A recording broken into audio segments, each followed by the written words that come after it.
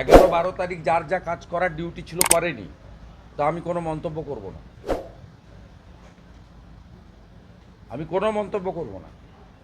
11 এবং 12 তারিখে যাদের যে ডিউটি ছিল করার তারা করেননি। কে করেছে, কেন করেছে, কিভাবে করেছে মানুষ জানে।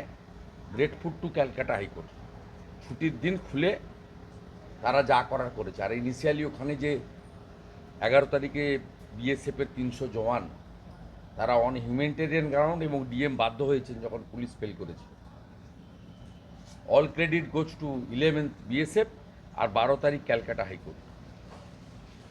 মানুষের কাল থেকে আমি, যেহেতু আমি পিটিশনার, আমি 100-150 মেসেজ পেয়েছি নর্মাল মেসেজে, যেহেতু ইন্টারনেট বন্ধ আছে, আর আত্মীয়রা পাঠিয়েছে যেখানে নেট আছে। একটাই তাদের বক্তব্য ছিল যে আগামীকাল আরেকটা শুক্রবার, আমরা প্যানিকড।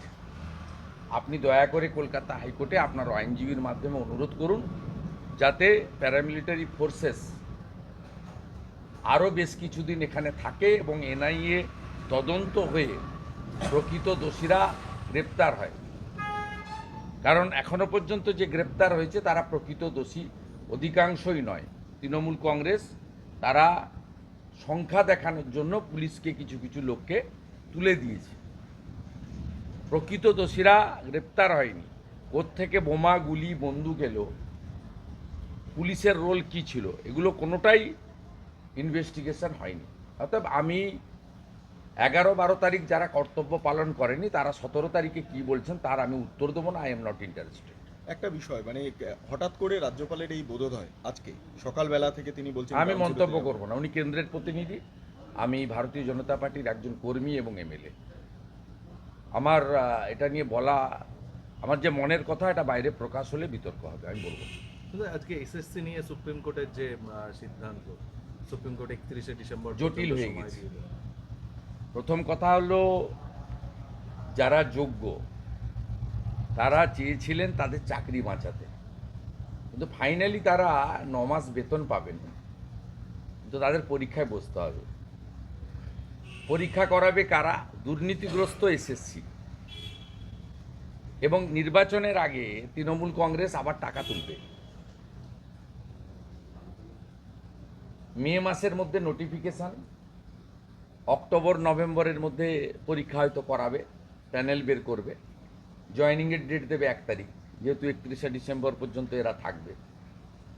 এবং এই যে 18,000 অ্যাপ্রক্স সংখ্যাটা আমি এক্স্যাক্ট বলতে পারবো না, তাতে কতজন এই 8-9 বছর ধরে 17-18তে ফ্রেশ অ্যাপয়েন্টমেন্টগুলো হয়েছিল, 16র পর থেকে।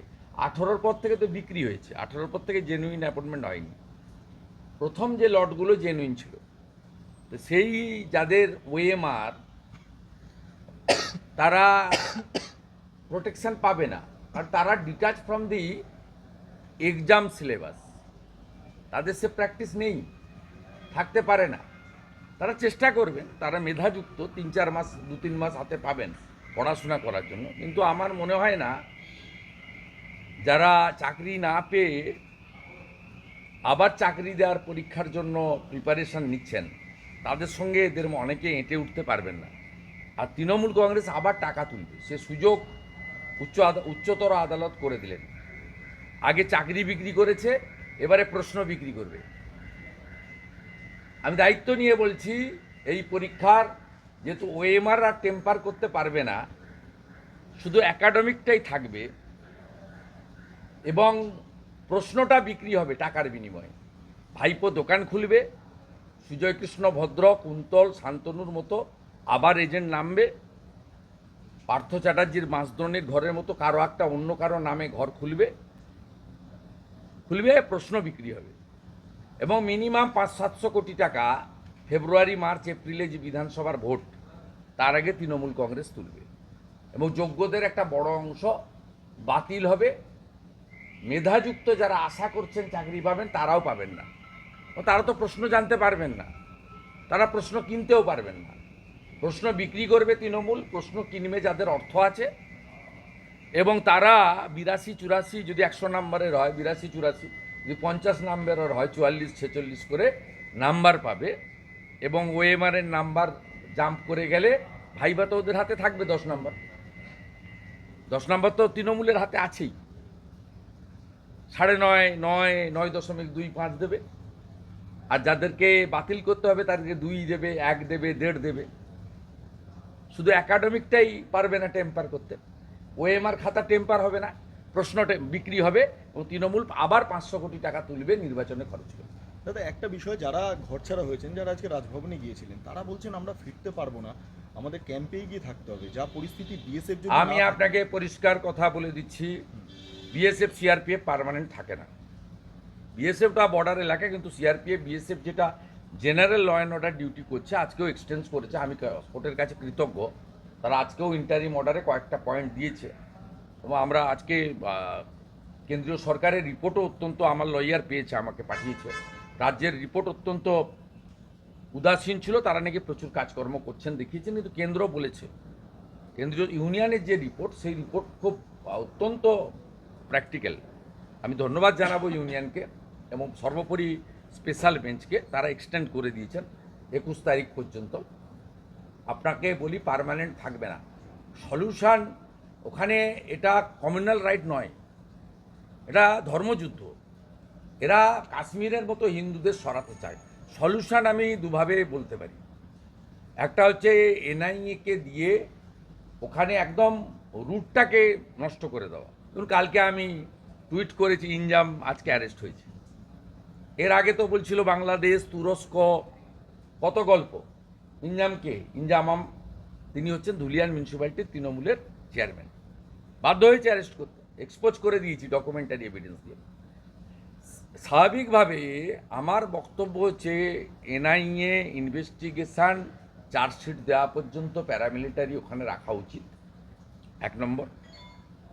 সেকেন্ড থিং হচ্ছে, বাংলাদেশ থেকে যে 50 কিলোমিটার বর্ডার এলাকা এবং যেখানে হিন্দু জনসংখ্যা অত্যন্ত কম, 20%-এর নিচে, তাদেরকে কাশ্মীরের পাকিস্তান সীমান্তবর্তী এলাকার মতো বৈধ লাইসেন্সযুক্ত আগ্নেয়াস্ত্র দেওয়া উচিত। আত্মরক্ষার অধিকার প্রত্যেকের আছে। হিন্দুদের কাশ্মীরের তো বর্ডারের বহু গ্রামে এই ব্যবস্থা আছে, স্পেশাল অ্যাক্টের আওতায় আছে তো। কাশ্মীরে যা আছে সেম মডেল যদি মুর্শিদাবাদ এলাকায় আপনারা না করতে পারেন, তাহলে 10-15% হিন্দু যেখানে আছে, হিন্দু থাকবে না। এটা তো বিরাট বললেন আপনি। এটাই বাস্তব, আপনি ওখানে খোঁজ নেবেন, এটাই হচ্ছে বাস্তব।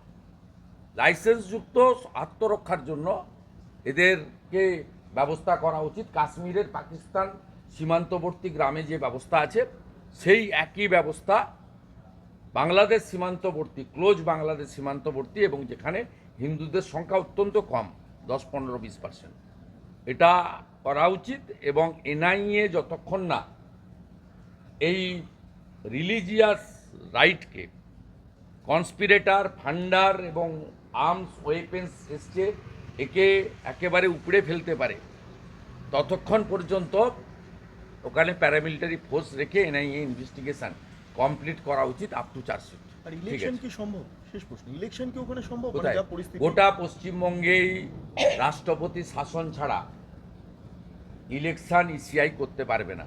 যেখানে 50%-এর নিচে হিন্দু আছে, বহু জায়গায় ভোট দিতে দেয়নি 21 এবং 24-এ, এবারে আরও মাস স্কেলে দেবে না। তার মধ্যে শুধু মুর্শিদাবাদ, মালদার একটা অংশ পড়বে না, তার মধ্যে কুচবিহারের দিনহাটা থেকে দক্ষিণ 24 পরগনার ক্যানিং, বাসন্তী, গোসাবাও পড়বে।